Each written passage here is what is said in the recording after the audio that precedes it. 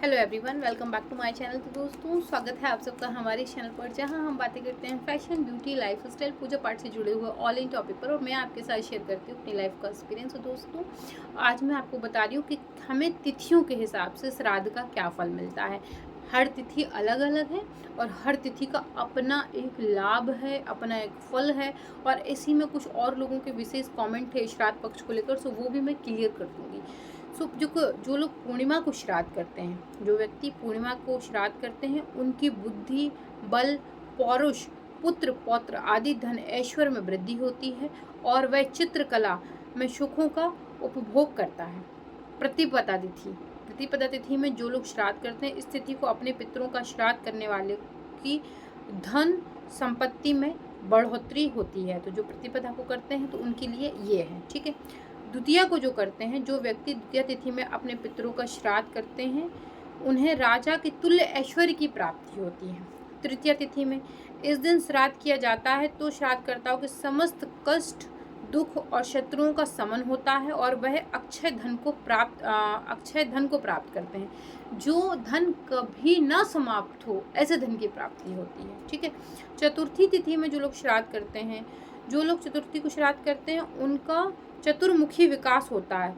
पितृ उनसे प्रसन्न होकर उनके अभिष्ट की सिद्धि करते हैं।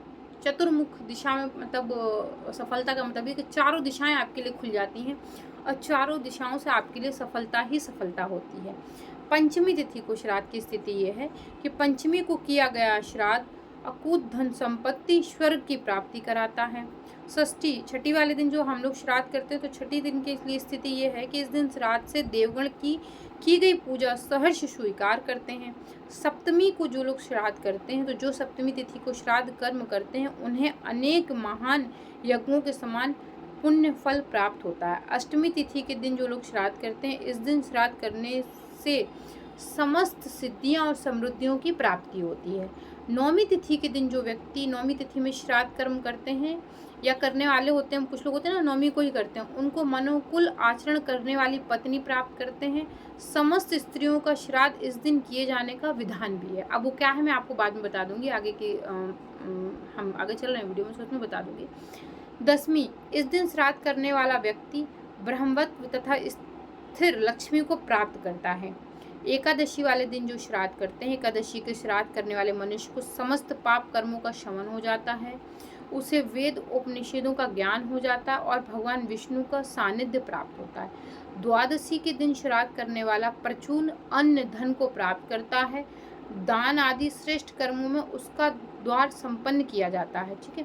त्रयोदशी, जो लोग त्रयोदशी को श्राद्ध कर्म करते हैं, उन्हें वैकुंठ धाम की प्राप्ति भी होती है, दीर्घायु होते हैं, संतान की प्राप्ति होती है। सो वैकुंठ वाले दिन आप ये कर सकते हैं।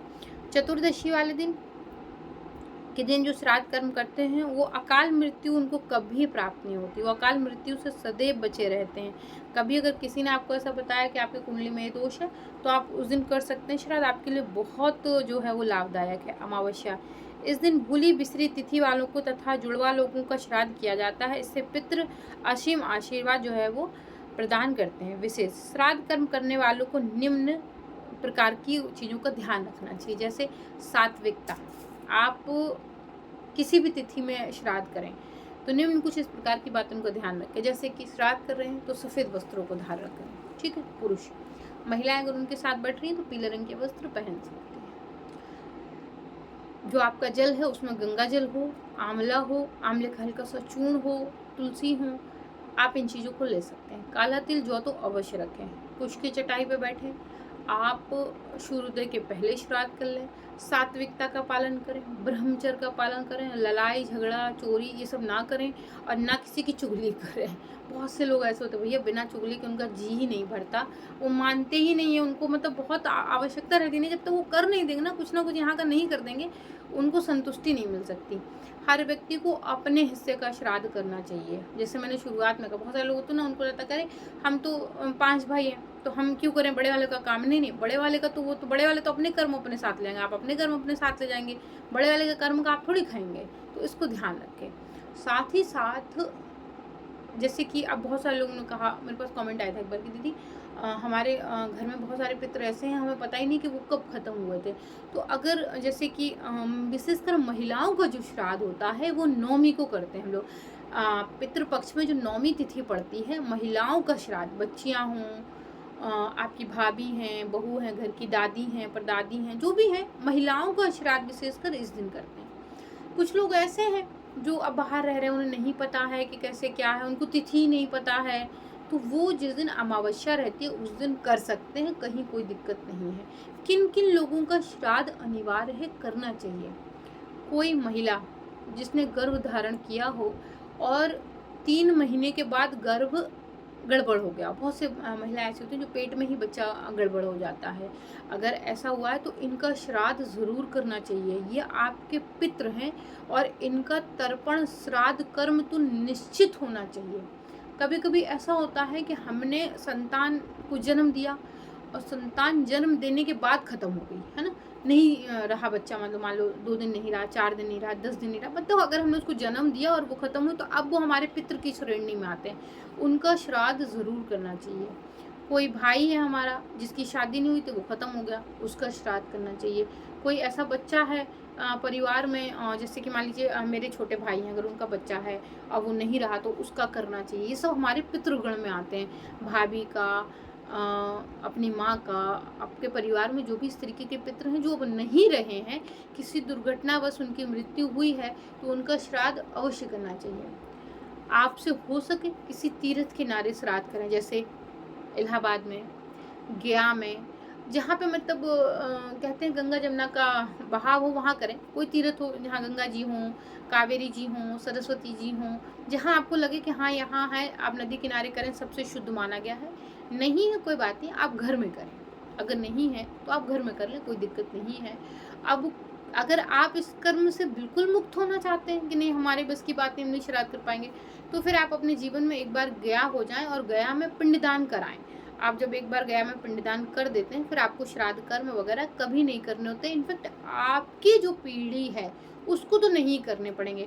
फिर जब आप नहीं रहेंगे, चले जाएंगे, तो आपके बच्चे करेंगे, है ना। मैं आपसे बस इतना कहूँगी कि जो आप श्राद्ध पक्ष हैं उन्हें ज़रूर मनाएं। कल को जब आप पितृ बनेंगे ना, तब आपको समझ में आएगा कि आपने क्या बोया और क्या काटा, है ना। हम जो करेंगे वही हमारे बच्चे देखेंगे, जो हमारे बच्चे देखते हैं वही हमारा बच्चा करता है। मैं अभी आपको अपने बेटे की एक चीज़ बताती, बहुत छोटा है वो और बहुत शार्प माइंडेड है। हाँ, कभी डिटेल में उस पर वीडियो बनाऊंगी तो बताऊंगी मैं। जैसे कि हम लोग पूजा करने को आते हैं, उसको एक निश्चित समय पता है मंदिर का कि हम लोग इतने बजे पूजा करते हैं। वो कितनी भी गहरी नींद में सो रहा हो, मैं बाथरूम का दरवाज़ा खोलती हूँ और जैसे बाहर निकलती वो उठ जाता है। उसे पता होता है कि हाँ इस समय सब पूजा करने जा रहे हैं। अभी बहुत छोटा है, अभी तो 9 महीने का भी नहीं हुआ है, और मंदिर में आके भगवान जी लोगों को नमस्ते करने की कोशिश करता है। ऐसे अपना हाथ ऐसे बढ़ाता है, दोनों हाथ ऐसे मुट्ठी, मतलब ऐसे नहीं कर पाता, मुट्ठी ऐसे बढ़ाता है। तो हम लोग देखते हैं तो काफ़ी इमोशनल लगता है, अच्छा लगता है। इसी तरीके से जब हम लोग खाना खाने बैठते हैं, साथ में सब लोग खाना खाते हैं, तो उसको, वो कितनी गहरी नींद में सो रहा है उसको पता रहता है सब खाना खा रहे हैं, वो खाने के समय उठ जाता है। तो आप जो कर रहे हो तो इनफेक्ट आपके बच्चे वही देख रहे होते हैं, वही सीख रहे होते हैं, वही कर रहे होते हैं। दूसरी बड़ी चीज़ क्या मैं आपको बताऊँ कि देखिए, हमें सिर्फ भगवान जी के ही त्यौहार बहुत धूमधाम से नहीं मनाना, पितृपक्ष भी उतनी ही धूमधाम से मनाते हैं। एक बार आप दिवाली मना लें और शरद पूर्णिमा नहीं मना पा रहे कोई बात नहीं, लेकिन पितृपक्ष अवश्य मनाएं। पितृपक्ष को लिए हमारे धर्मशास्त्र में 2 ही दिन बताए गए हैं। एक तो पितृ श्राद्ध जब चलते हैं तो ये 14-15 दिन का जो है वो चलता है। उसके बाद दिवाली के पास जो पंच पर्वीय त्यौहार होता है उसमें पितृ आते हैं धरती पर। तो आप श्राद्ध पक्ष ज़रूर मनाएं और इसको बिल्कुल त्याग दीजिए मन से कि हमसे बड़े हैं वो करेंगे।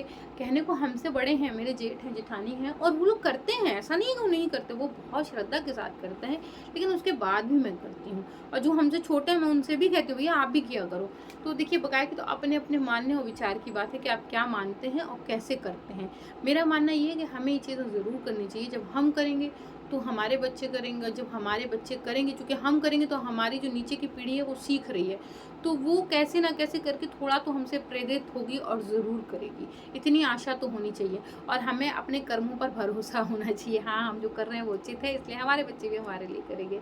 तो दोस्तों, आशा करती हूँ वीडियो आपको पसंद आई होगी। पसंद आई तो मेक श्योर वीडियो को लाइक करें, चैनल को सब्सक्राइब करें, फ्रेंड एंड फैमिली के साथ शेयर करना बिल्कुल मत भूलें। मैं मिलती हूँ एक और नई वीडियो के साथ, तब तक के लिए Hare Krishna, Radhe Radhe and bye bye.